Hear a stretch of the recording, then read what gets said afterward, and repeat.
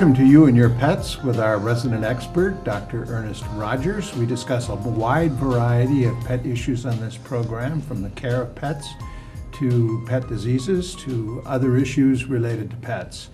Tonight we're going to be dealing with the new cat, and we have a visitor with us with Dr. Rogers, and that visitor is Kitty. Kitty. That's the name, Kitty? Well, the owners haven't given it a name yet, but Kitty is the name we've adopted for it. Kitty is the name we've adopted. And how old is Kitty? Kitty's about 12 weeks, 12 to 14 weeks. Uh-huh. And so really a very new pet then. A relatively new pet, yeah. Well, tell me something. Are cats generally easier to handle than dogs? I think it depends on the individual, but overall, cats can be very gentle, very cooperative, like this one's being right this second. Or they do have 5 weapons they can use, a mouth and 4 claws on each of the 4 paws. So a cat that doesn't want to be handled or doesn't want to be cooperative can be a handful. It's probably more dangerous than a dog if they decided they wanted to go after you. But in general, cats that are handled well and are quiet and comfortable with you generally act very good, keep their claws in and don't bite. And, well, that brings up an issue. Should you declaw them? I don't think it's necessary to declaw cats. In my practice, the only time I really do recommend declaw is when I have someone who is fearful and is either diabetic or has some immune compromised disease, such as cancer or transplant or something of that nature, where even a slight scratch can cause a problem. Then I will declaw the front claws for them. In situations where they're destroying the house and it comes down to either giving the cat away or declawing it, I will declaw the front claws as well. But in general, I don't recommend declawing. I recommend that we work with the cat, give him the proper tools so that he can use his claws in the proper way and avoid destruction of property. So that would be a scratching post. And scratching post, an old piece of carpet someplace in the basement, or cardboard. They like to do cardboard as well. And there are a number of different kinds of scratching posts that will satisfy them. So yes, scratching posts at some time. It's always been my impression, I'm not a cat owner because I'm allergic to cats, but it's always been my impression that cats can stay on their own a lot more than dogs can. Is that a correct statement? I think in a number of ways it really is. Cats are not normally pack animals. They don't have a pack. They live solely, and they usually come together very infrequently. Some cats are different, and they will live with other cats and be very happy in a pseudo-pack environment. But I think for the owner, it would be easier because the cat is a little bit more independent than the dog. So really what it requires is feeding, watering, and a little bit of nurture. But when you go away, you can leave out the food, and the cat would be fine for a weekend. In terms of dogs, of course, are a pack animal and demand the attention of their pack, which would be their owners. Mm-hmm. So a cat is probably easier to take care of overall for the busy professional or student than a dog would be. So I think they are a little easier to take care of. The one issue I have with cats is, of course, allergies. And it's been my impression that more people are allergic to cats than to dogs. Is that a fair statement, or? I'm not sure it is. I think we develop allergies to different things. For instance, I was first allergic to nothing and then became allergic to grass and trees. And then, of course, it spread and I became allergic to rats, and now I'm allergic to just about everything, including cats and dogs. But because I'm around them so much, my allergies tend not to act up as much. They tend to be abated.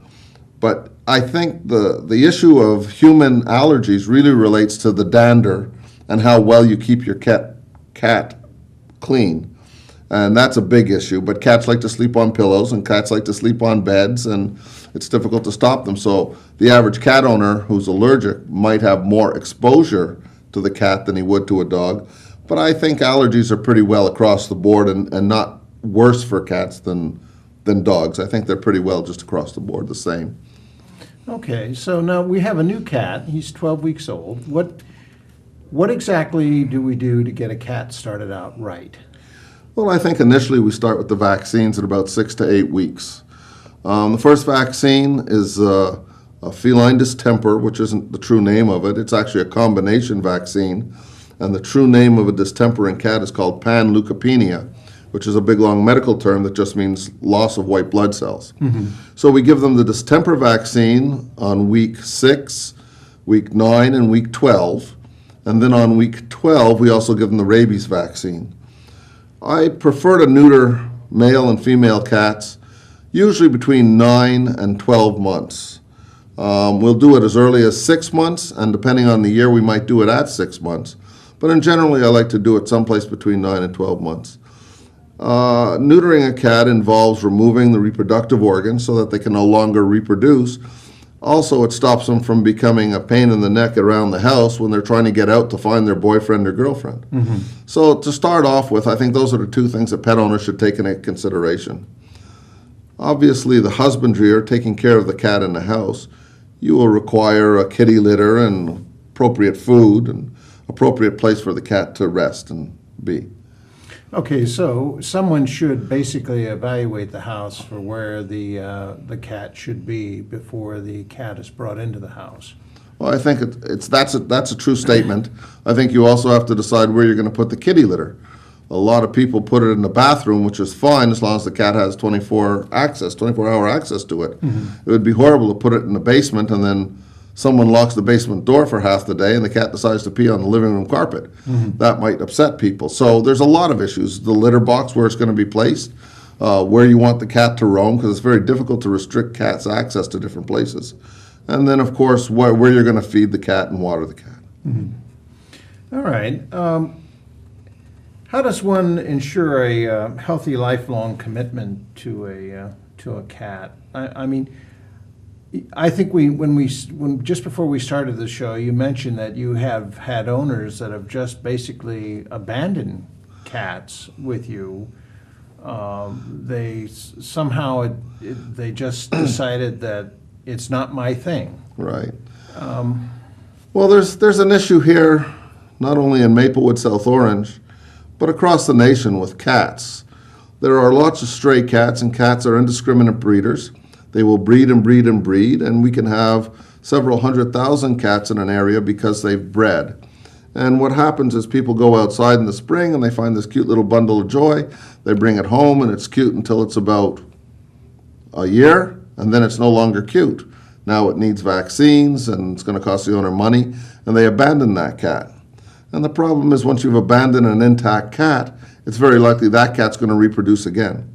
So a lot of it is a people issue in making sure that people who pick up cats, and they're just so freely available on the street because there's so many abandoned or so many stray, that it does become an issue if you don't take proper care of them.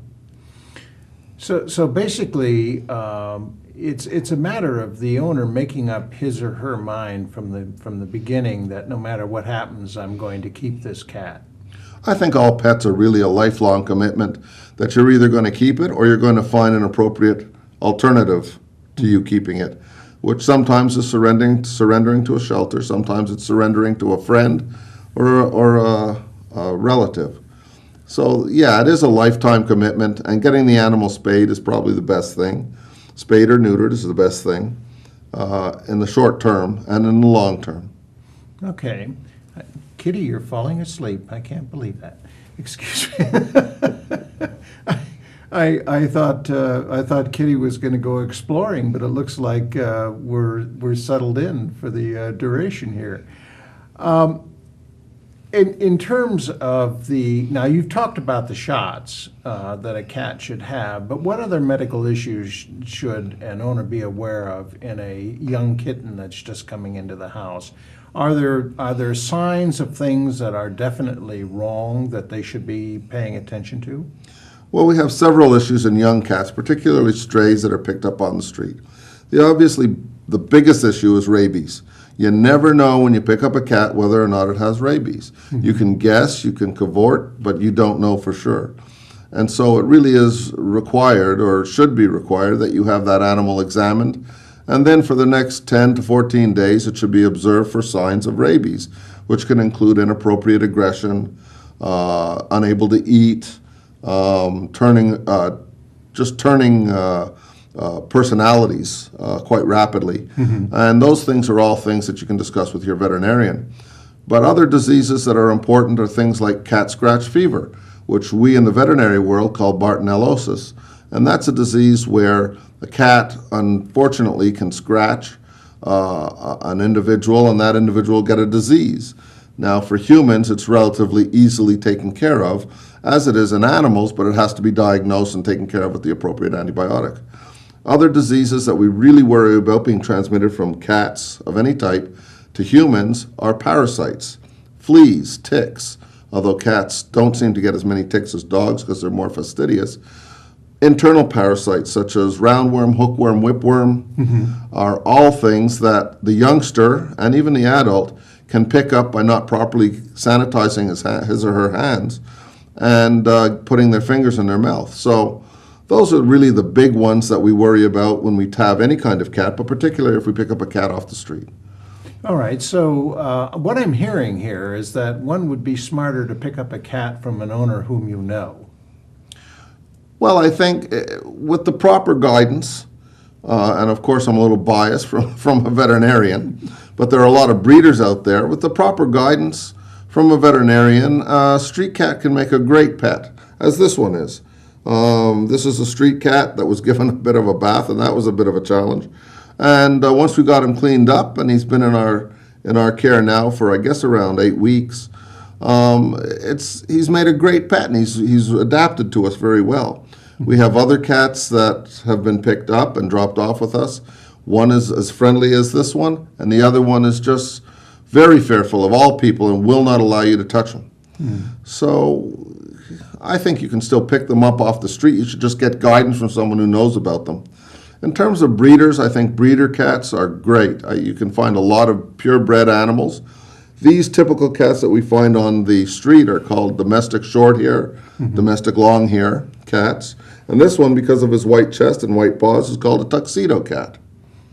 And so you can find all kinds of great animals, great pets on the street, but breeders also offer a selection, as with dogs, of very unique bred cats, such as the Manx, the Maine Coon, the Abyssinian. And we have some of those in our practice. And they're very pretty, very striking cats. But you've got to make a decision whether you want a purebred cat or whether you want to get one from a shop that's a domestic short hair, or whether you're fortunate enough to find one on the street. Okay.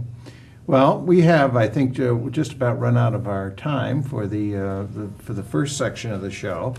But I've been impressed at how Kitty has settled in. I think Kitty just overheard what I said. I think we're about ready to go exploring. In the second part of the show, I'd like to go into a little bit more detail on the young cat, if we might. But meanwhile, we'll take a break. And this is You and Your Pets with Dr. Ernest Rogers of the Maplewood Animal Hospital, and we will be right back.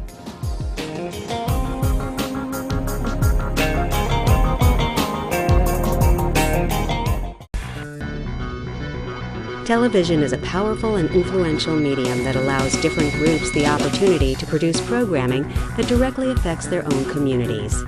Public, educational, and government access channels ensure that all people, regardless of race, age, gender, disability, religion, or economic status, have access to local government information and the use of a public communication forum. Make sure everyone has a voice. Support your local PEG channels.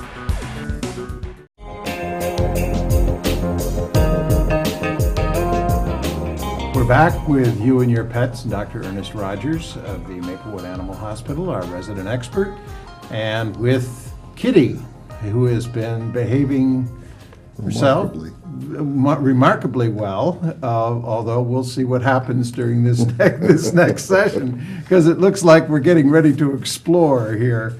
After the first 6 months with a young cat, what is it that an owner should be looking to do? I'm assuming there's a regular vet checkup that should be done. Is that not correct? Well, initially we start off between 8 and 12 weeks with the vaccination schedule, and we see them once every 3 weeks for that period of time. Should there be any other issues, external parasites, internal parasites, the veterinarian will recommend that you come back on a regular basis. After the initial series of exams, really the next thing is the neutering. And though we can recommend between 9 and 12 months, it can be done as early as 6 months. And so we might actually see the cat as early as 6 months. In the spring, when the days are getting longer, a female cat or a male cat will come into his own a little bit earlier, more like 6 to 7 months. In the winter, when the days are getting shorter and the brain is recognizing that the days are getting shorter, the breeding cycle doesn't come on or comes on in a very silent way at that time. So usually we do it a little earlier in the spring and a little later in the fall. Okay, but after a year? After a year, we have several issues. One issue is if you have other cats in the house, it's a question of whether or not this cat, your new adopted cat, or whether your older cats can spread a disease called feline leukemia or feline AIDS. And these can be spread by contact and by biting. And so if you have a cat at 8 or 9 months, you might want to test them for that. That's one of the big issues that we talk about in multiple cat households. I've seen cats that get along with the other cats, and I've seen cats that are psycho cats Yes. that don't seem to get along at all with any other cat in the house. And I can think of a relative who had 2 cats, and they had gotten the second one to be the companion for the first, and the second one was totally, absolutely no way was it going to get along with any other cat in the universe, much Right. less this cat. Right. How can one predict that? I've been fortunate in that I've had cats that have gotten along. It's mostly because they are about the same age when they met. Now, when we discussed the dogs, we talked about a window of opportunity to allow an animal to become very accepting of new things. And that window of opportunity goes anywhere from 3 to 15 weeks. If during that period the cat has been exposed to dogs and other cats, they are more likely to be accepting of those animals right away when they're older. If they haven't been exposed to other things, then they're less likely to be accepting. And so, yes, if you happen to have a cat that hasn't been exposed or is just a nocturnal sole cat that chooses not to be part of a pack, then yes, you can have a real difficult situation. And there's no way to predict that except trial and error. My recommendation to most people who are getting a second cat would be to introduce them very, very slowly. Keep them apart, let them smell each other, let one wander a room, then take them out of the room, let the other wander the room, and do that throughout the house so that they slowly get used to the fact that there is someone else there. No matter how well cats get along, when there are 2 cats in a house and one comes to see me and I spay it and then it goes back, there can be instant fighting again, even though they're getting along. So introduction is part of the key, and that behavioral expectation period from 3 to 15 weeks is the other part of the key. Some cats are you're just lucky and they get along. My cat gets along with my dogs, and actually they sleep together. But some cats won't get along with anyone, and that's your classic psycho cat that no one can pet. And when they bring it into the veterinarian like me, I end up just giving it a little gas to put it to sleep so that I can even touch it and examine it. So we do have those cases, yes. I mean, I am familiar with one particular cat that was a one-owner cat and absolutely resented anyone else coming into the house and made its resentment known on a regular basis. Right. So I'm assuming that was because at a young age it was probably Stilted or stunted. It wasn't really introduced to other people or Right. along that line. Well, that's probably true. There are cats that are just difficult cats, and we do have aggression in cats. And one of the aggressions that we see in cats is where they attack people. And you'll see the cat put its tail up, and the tail will switch back and forth, and the rear end will be up, and it's going to attack. And you know it's out there hunting. And it practiced on the owner, and the owner gave it its foot to play with, and now the cat is an adult cat with big teeth and big claws, sees the owner's foot and says, "Oh, I remember playing with that. Let me practice my hunting skills," and goes and grabs the owner by the leg and bites him in the back of the calf. So there's another component, which is how you set your cat up for success.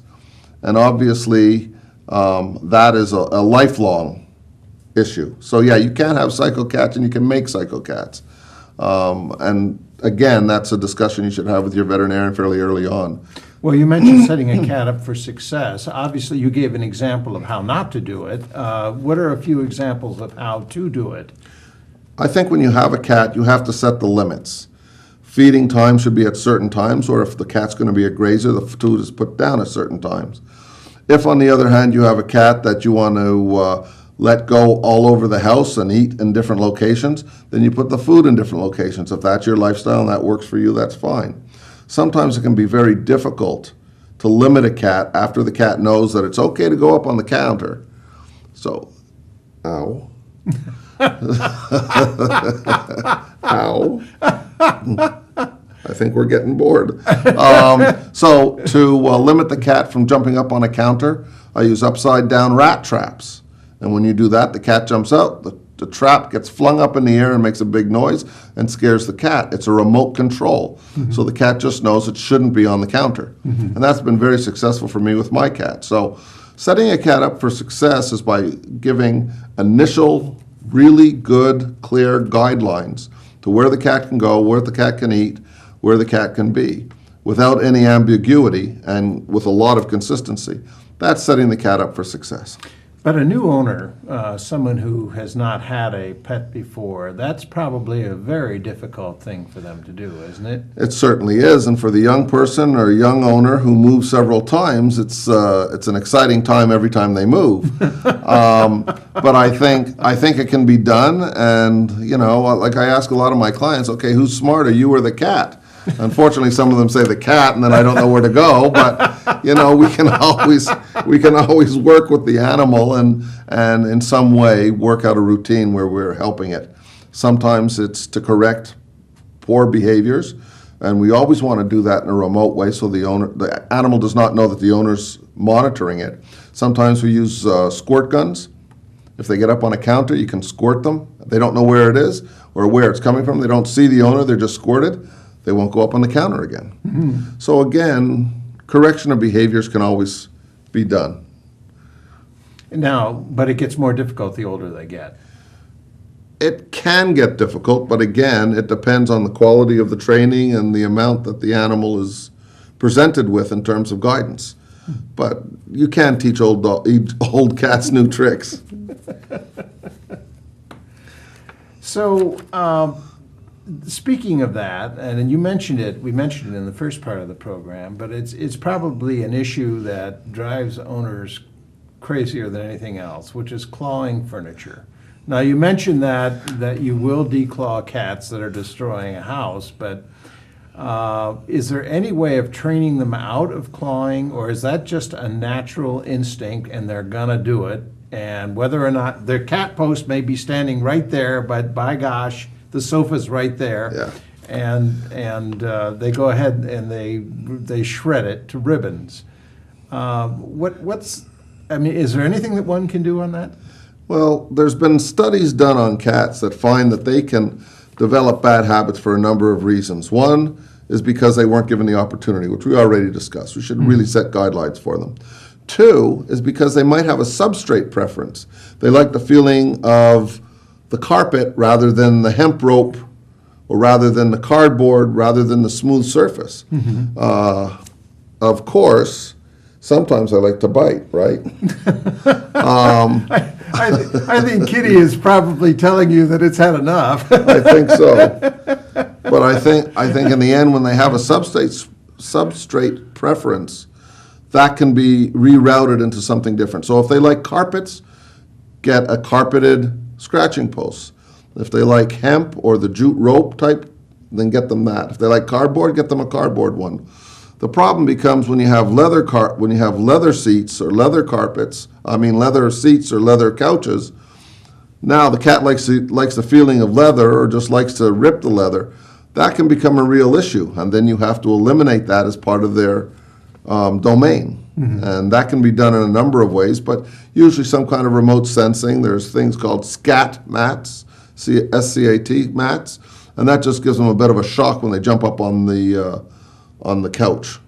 So again, yes, they will destroy the furniture. We can modify their behavior, but the best way is to start by giving them good, clear guidelines and being consistent about where they can and can't go.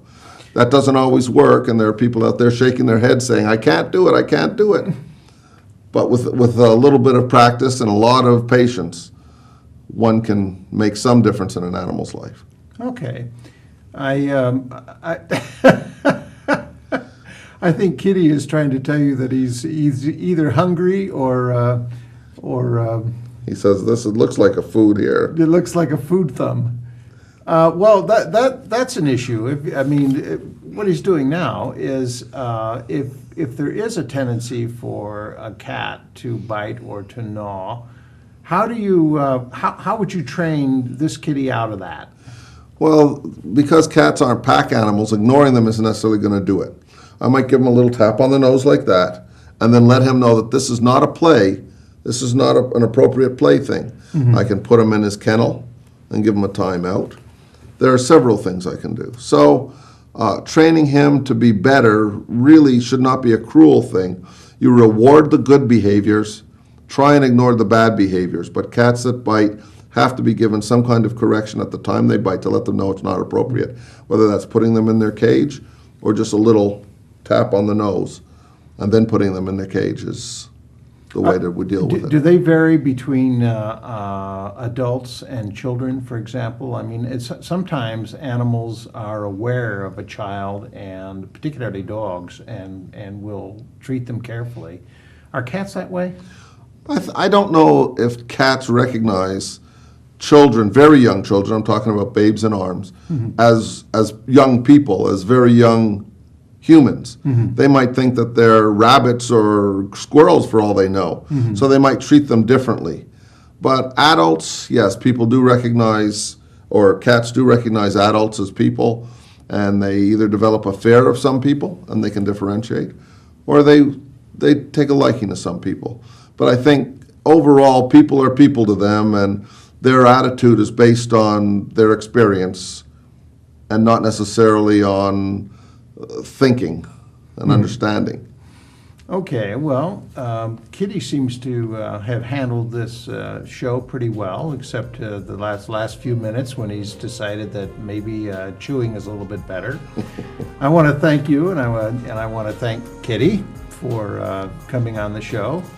And the next time around, we'll talk about the older cat. So this has been You and Your Pets with Dr. Ernest Rogers of the Maplewood Animal Hospital, and thank you very much for watching.